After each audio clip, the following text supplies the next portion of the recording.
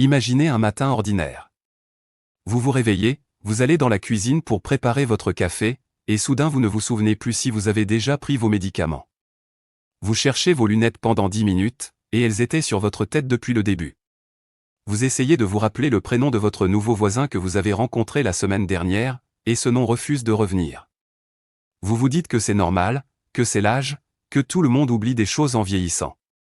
Mais voici ce que peu de personnes savent vraiment, ces petits oublis quotidiens ne sont pas une fatalité. Ils ne sont pas simplement le résultat inévitable du vieillissement. Dans de nombreux cas, ils sont le signal que votre cerveau manque de quelque chose. Ou plus précisément, qu'il manque de certaines habitudes quotidiennes qui le nourrissent, le protègent et lui permettent de fonctionner à son meilleur niveau. Pendant des décennies, les gériatres ont observé une différence remarquable entre leurs patients. Certaines personnes arrivent à 75, 80, voire 85 ans avec une mémoire vive, une pensée claire et une capacité à apprendre encore de nouvelles choses. D'autres, du même âge, semblent perdre progressivement leur netteté mentale bien plus tôt. Et quand on analyse leur quotidien, on découvre des différences simples, des habitudes que les uns pratiquent naturellement et que les autres ont abandonnées sans s'en rendre compte. Ce n'est pas une question de chance ou de génétique uniquement. C'est une question de ce que vous faites chaque jour. Et la bonne nouvelle, c'est que ces habitudes sont accessibles à tout le monde. Elles ne coûtent rien de spécial. Elles ne demandent pas un équipement particulier ni une condition physique exceptionnelle. Elles demandent simplement de comprendre pourquoi elles fonctionnent et de les intégrer progressivement dans votre vie. Dans les prochaines minutes, vous allez découvrir les 6 habitudes quotidiennes que les spécialistes du vieillissement recommandent le plus souvent pour protéger le cerveau après 60 ans. Ces habitudes ont été observées, étudiées et confirmées par des années de pratique clinique auprès de patients réels. Et elles pourraient faire une différence significative dans votre clarté mentale, votre mémoire et votre qualité de vie pour les années à venir. Je suis médecin spécialisé dans la santé des personnes âgées, et cela fait maintenant plus de 25 ans que j'accompagne des adultes au-delà de 60 ans dans la préservation de leur santé et de leur autonomie. Au fil de toutes ces années, j'ai soigné des milliers de patients et j'ai appris quelque chose que les manuels de médecine n'enseignent pas toujours clairement, le vieillissement du cerveau est influencé bien plus par le mode de vie que par le simple passage du temps. Après 60 ans, le cerveau entre dans une phase où il devient à la fois plus vulnérable et plus dépendant de ce qu'on lui apporte. Le flux sanguin cérébral diminue légèrement. La production de certains neurotransmetteurs ralentit. Les mécanismes de réparation cellulaire deviennent moins efficaces. Et si l'on n'y prête pas attention, ces changements s'accumulent silencieusement, année après année. Mais voici ce que mes patients les plus alertes m'ont appris au fil du temps, ceux qui maintiennent certaines habitudes précises vieillissent différemment. Leur cerveau reste actif, leur mémoire reste fonctionnelle, et leur qualité de vie reste haute bien plus longtemps. Ce sont ces habitudes que je vais vous expliquer aujourd'hui, avec la clarté et la franchise que méritent toutes les personnes qui souhaitent prendre soin d'elles-mêmes sérieusement. La première habitude, et sans doute la plus puissante de toutes, est le mouvement physique régulier. Pas nécessairement un sport intensif, pas une salle de sport, pas une performance athlétique. Simplement du mouvement, chaque jour, de façon régulière et soutenue. Voici ce que l'on observe dans le cerveau lorsqu'on marche 30 minutes par jour, le flux sanguin augmente dans les zones associées à la mémoire, en particulier dans l'hippocampe, qui est la structure cérébrale responsable de la formation de nouveaux souvenirs. Lorsque cette région reçoit plus de sang et donc plus d'oxygène, elle fonctionne mieux. Mais il y a davantage. L'activité physique régulière stimule la production d'une protéine appelée BDNF, que l'on peut traduire par facteur neurotrophique dérivé du cerveau. Cette protéine agit comme un engrais pour les neurones. Elle favorise la création de nouvelles connexions cérébrales et ralentit la perte de tissu cérébral liée à l'âge. J'ai eu un patient, un homme de 68 ans, retraité, qui se plaignait de trous de mémoire croissants depuis 2 ans. Il oubliait les rendez-vous, confondait les jours, cherchait ses mots au milieu des phrases. Après avoir écarté toute cause médicale sérieuse, nous avons parlé de son quotidien. Il passait en moyenne 8 à 9 heures assis chaque jour depuis sa retraite. Je lui ai simplement recommandé de marcher 40 minutes chaque matin, sans téléphone, sans pression. Après 3 mois, il m'a rapporté que ses proches lui disaient qu'il semblait différent, plus vif, plus présent dans les conversations. Il n'avait rien changé d'autre dans sa vie. L'idéal, pour protéger le cerveau après 60 ans, c'est d'intégrer au moins 150 minutes de marche ou d'activité modérée par semaine. Cela peut être divisé en petites sessions de 20 à 30 minutes. L'important est la régularité. Une marche quotidienne vaut infiniment mieux que 2 longues promenades le week-end uniquement. La deuxième habitude est celle que la plupart des gens sous-estiment complètement, la qualité du sommeil et surtout les rituels qui l'entourent. Le sommeil n'est pas simplement un moment de repos. C'est le moment où le cerveau fait son ménage. Pendant les phases de sommeil profond, le système lymphatique, qui est une sorte de système de drainage cérébral, élimine les déchets métaboliques accumulés dans le cerveau au cours de la journée. Parmi ces déchets, on trouve les protéines bêta-amyloïdes, dont l'accumulation est associée à certaines formes de déclin cognitif. Un sommeil insuffisant ou de mauvaise qualité empêche ce nettoyage de se faire correctement.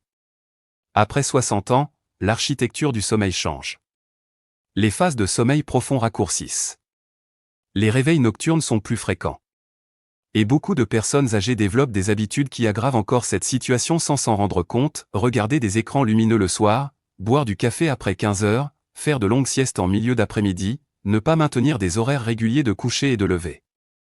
J'ai suivi une patiente de 72 ans qui se réveillait systématiquement entre 2 et 4 heures du matin et ne parvenait plus à se rendormir. Elle se plaignait de fatigue chronique et de difficulté à se concentrer. Après avoir parlé de ses habitudes vespérales, nous avons découvert qu'elle regardait des émissions très stimulantes sur sa tablette jusqu'à 11 heures du soir et qu'elle consommait du thé fort après le dîner. En changeant uniquement ces 2 habitudes, en instaurant une routine calme à partir de 21 heures, ses réveils nocturnes ont diminué de façon significative en l'espace de 6 semaines. La recommandation que je donne à mes patients est simple, traitez l'heure du coucher comme un soin médical. Maintenez des horaires réguliers même le week-end.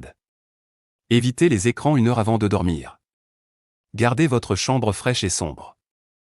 Et si vous faites une sieste, limitez-la à 20 minutes au maximum avant 15 heures. La troisième habitude est la stimulation intellectuelle intentionnelle. Le cerveau, comme un muscle, a besoin d'être utilisé régulièrement pour maintenir sa force et sa souplesse. Mais il y a une nuance importante que beaucoup ignorent, la stimulation efficace n'est pas simplement regarder des documentaires ou lire passivement. C'est s'engager dans des activités qui sollicitent activement votre capacité d'apprentissage, de résolution de problèmes et de mémorisation. Le phénomène qui sous-tend cela s'appelle la neuroplasticité. Même après 60 ans, le cerveau conserve une capacité remarquable à créer de nouvelles connexions entre ses neurones, à réorganiser ses circuits, à compenser certaines pertes. Mais cette capacité ne se maintient que si on lui en donne l'occasion. Un cerveau qui effectue toujours les mêmes tâches automatiques, qui suit toujours les mêmes routines sans jamais faire face à un défi nouveau, perd progressivement cette flexibilité. Des activités comme apprendre une nouvelle langue, même quelques mots par jour, jouer à des jeux stratégiques comme les échecs ou les mots croisés difficiles, apprendre un instrument de musique, suivre des cours sur des sujets nouveaux, ou même s'initier à une activité manuelle complexe comme la poterie ou le tricot, toutes ces activités créent de nouvelles voies neuronales et entretiennent la vitalité cérébrale. Un de mes patients, un homme de 65 ans récemment retraité d'une carrière dans la comptabilité, avait décidé d'apprendre l'espagnol après 60 ans pour préparer un voyage en Amérique du Sud. Il me disait en plaisantant que c'était le travail le plus difficile qu'il avait fait depuis ses études. Mais 2 ans plus tard, au-delà des bases d'espagnol qu'il avait acquises, il rapportait une amélioration notable de sa mémoire dans d'autres domaines et une sensation générale d'être plus alerte et plus concentré. Ce n'était pas une coïncidence. La recommandation pratique est d'identifier chaque semaine au moins une activité qui vous sort légèrement de votre zone de confort intellectuel. Pas quelque chose d'accablant, mais quelque chose de nouveau, de stimulant, de légèrement difficile. C'est précisément dans cet espace d'effort intellectuel doux que le cerveau se renouvelle.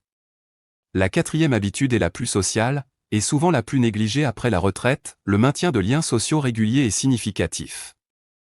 L'isolement social est l'un des facteurs de risque les plus puissants pour le déclin cognitif chez les personnes âgées. Cette affirmation peut sembler surprenante, mais les mécanismes en jeu sont bien compris.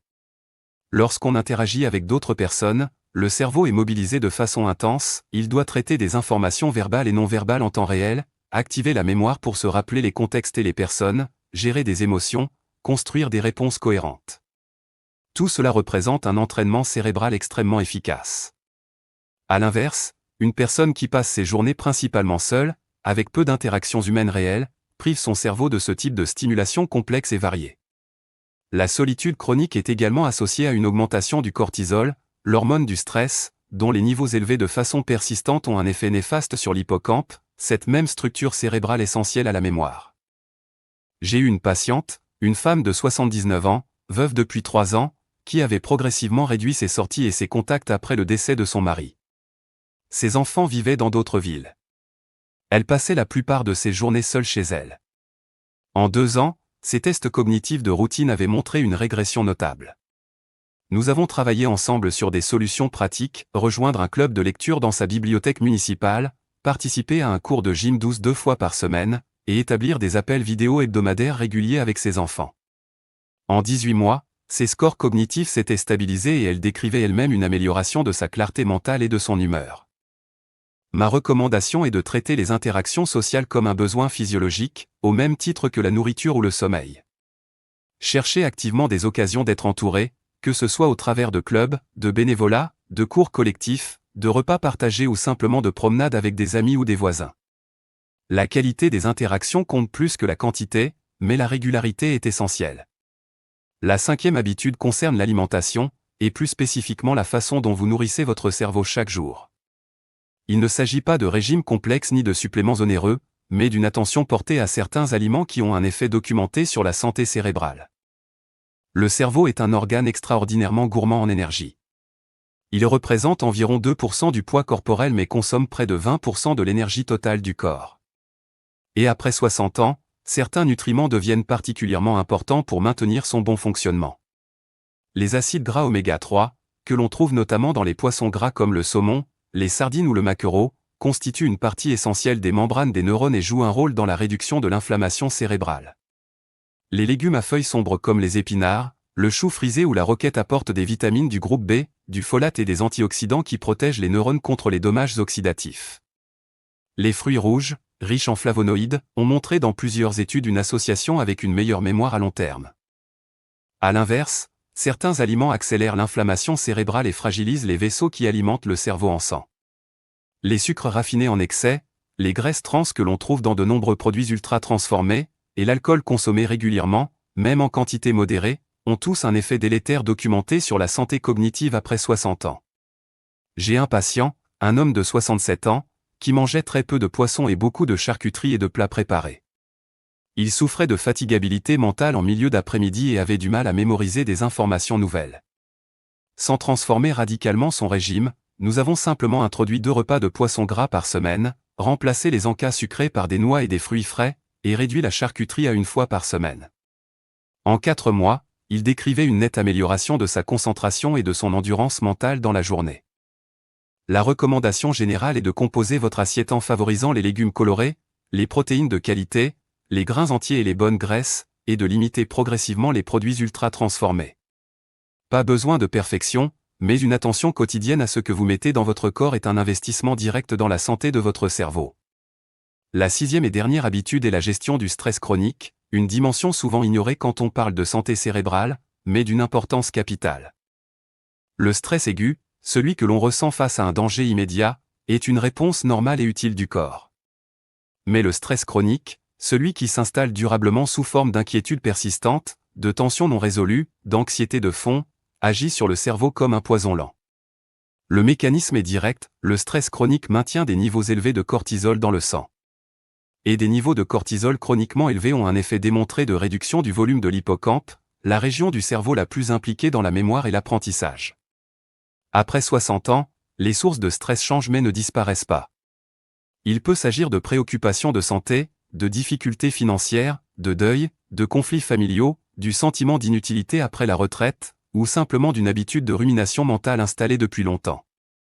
Quelle qu'en soit la source, l'effet sur le cerveau est le même. Les pratiques qui ont montré le plus d'efficacité pour abaisser durablement les niveaux de cortisol et protéger le cerveau sont la respiration profonde et diaphragmatique pratiquée régulièrement, la méditation de pleine conscience même sous sa forme la plus simple, les activités en contact avec la nature, la pratique de la gratitude, et les pratiques religieuses ou spirituelles pour ceux qui y trouvent un sens personnel. Une de mes patientes, une femme de 66 ans, était une grande ruminante. Elle se faisait du souci pour tout, dormait mal à cause de ses pensées, et m'avait dit un jour qu'elle ne se souvenait pas d'une seule journée sans inquiétude depuis des années. Ses plaintes cognitives étaient principalement une difficulté de concentration et une impression que son cerveau fonctionnait dans du coton. Je lui ai recommandé une pratique de respiration très simple, 5 minutes chaque matin et 5 minutes chaque soir, à respirer profondément en comptant ses inspirations et ses expirations. En 2 mois seulement, elle décrivait une transformation dans sa qualité de présence et une réduction notable de ses ruminations nocturnes. Sa concentration s'était améliorée de façon mesurable. La recommandation est simple mais exige de la constance, identifiez votre principale source de stress chronique et intégrez chaque jour, même 10 minutes, une pratique qui active votre système nerveux parasympathique, celui qui calme et restaure. Votre cerveau vous en remerciera à long terme. Maintenant que nous avons exploré ces 6 habitudes en détail, il est important de comprendre pourquoi elles forment un système cohérent et pourquoi leur effet est cumulatif. Après 60 ans, le cerveau fait face à plusieurs changements physiologiques simultanés. La circulation sanguine cérébrale diminue légèrement mais progressivement. La barrière hémato-encéphalique, qui protège le cerveau des toxines circulant dans le sang, devient légèrement plus perméable. L'inflammation de bas grade, ce feu doux et permanent qui s'installe dans tout le corps avec l'âge, touche aussi le tissu cérébral. Et la production de myéline, cette gaine qui entoure et protège les fibres nerveuses et accélère la transmission des signaux, ralentit. Ces changements ne sont pas catastrophiques en eux-mêmes, mais ils créent une vulnérabilité qui s'amplifie si on ne les contrebalance pas par des habitudes protectrices. C'est exactement ce que font les 6 habitudes que nous avons discutées. L'activité physique améliore la circulation cérébrale et stimule le BDNF. Le bon sommeil active le nettoyage lymphatique. La stimulation intellectuelle entretient la neuroplasticité. Les liens sociaux maintiennent le cerveau en état d'alerte active. Une alimentation adaptée réduit l'inflammation cérébrale. Et la gestion du stress protège l'hippocampe contre les effets du cortisol. Ce qui rend ces habitudes encore plus puissantes, c'est qu'elles s'influencent mutuellement de façon positive. Une personne qui marche régulièrement dort mieux. Une personne qui dort mieux a moins de stress. Une personne moins stressée mange plus sainement.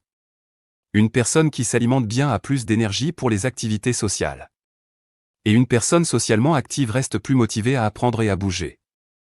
C'est un cercle vertueux, et il suffit d'entrer dans ce cercle par n'importe quelle porte pour que les bénéfices se propagent progressivement à toute votre vie. La grande erreur que je vois chez beaucoup de patients est d'attendre un signe alarmant avant d'agir. Ils attendent un diagnostic, un résultat d'examen préoccupant, ou une perte de capacité significative avant de commencer à changer leurs habitudes. Mais la protection du cerveau fonctionne mieux quand elle est préventive. Plus tôt on intègre ces habitudes dans sa vie quotidienne, plus l'effet protecteur est puissant et durable.